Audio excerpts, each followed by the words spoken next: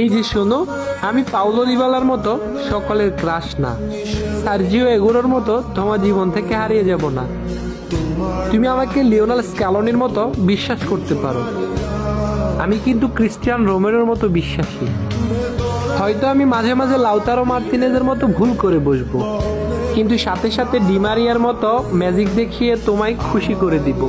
হাজারো অপমান সহ্য করেও আমি মেসির মতো তোমাকে পাওয়ার চ্যালেঞ্জ রাখবো। ম্যাকঅ্যালিস্টারের মতো তোমার সব রাগ সহ্য করে নিব।